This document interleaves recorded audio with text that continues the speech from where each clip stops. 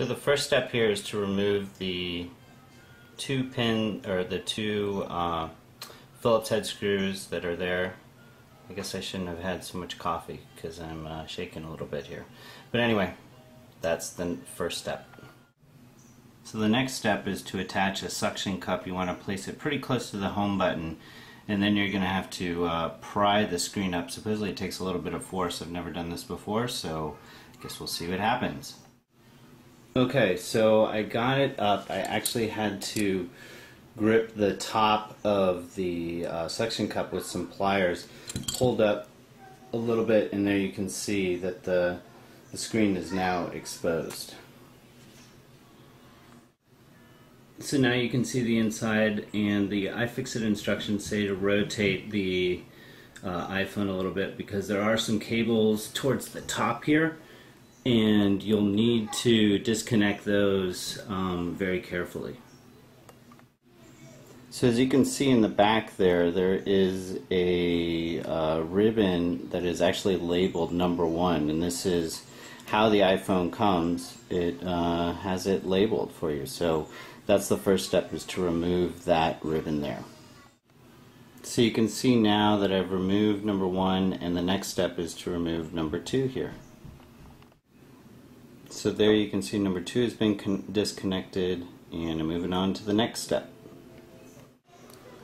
Okay, I don't know if you can see this, but there's a little white tab, or a white holder, right beneath the number 3. There's a ribbon going in. There's a little black tab that holds down, and that just sort of flips up. You don't have to touch the white, and it could be reversed, so you might want to read the iFixit directions. But once you do that, it should release that ribbon that's labeled number 3.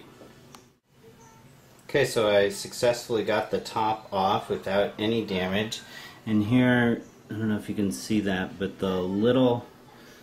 there's this thing right there that flips up. It's kind of hard to see, but right there. Wow, too much coffee. The next step is to remove the SIM card. You can just use a paper clip, and there's a little hole in the top, and just pop that out. Next step is to remove the connector here that's labeled number 4. Once you get number 4 disconnected, you go up here and use the spudger again to disconnect number 5. So number 5 is a little difficult because it's all contained in one, but it is a flexible metal here, so it just sort of pops up. The next step is to disconnect number 6 here, which is another ribbon cable. So after number 6, you want to go down, if you have a 3GS, and disconnect number 7 here. So then underneath that there is a little label that says do not remove, and you actually have to remove that in the next step. So I actually kind of destroyed that sticker, but hopefully it's just to let people know if you have disassembled your iPhone. The next step is to remove a variety of screws. There are a bunch of different types, so this is where I use my handy dandy egg carton to keep track of which ones are where, and again I have labeled all the steps on the iFixit guide. So I've removed all the different screws that are in there, and now we need to gently pry up the camera, which is right there. And you don't fully pry it up because it's still connected to the bottom of the logic board beneath. One thing to note, that there is a little metal clasp that was attached to the screw there and holding in the camera area. I just took that out and saved it with the screws. So there you can see the camera is up out of its housing. So the next step is to use a spudger and pry up the logic board here. You want to lift it up, and then the next step will be sliding it out. So it's closest to the dock connector here, so just pry this up. Okay, we've finally reached the battery, which is right there. The logic board is out. So the next step is to get out the battery. So you can see here the battery is held down by some adhesive tape. That's the yellow there. So I'm going to try and pry that off carefully before I try and remove the battery. Okay, so this was probably one of the most time-consuming parts, but I peeled up the tape that was mounted on there. I think the whole thing is probably covered by tape. And the iFixit guide recommends against using the little plastic tab here to pull it out. So I'm going to try and use a spudger to actually get underneath and pop it out. Okay, this part was a real pain to do because the tape over time is really adhered down, but eventually you just slowly work your way underneath and it'll pry up.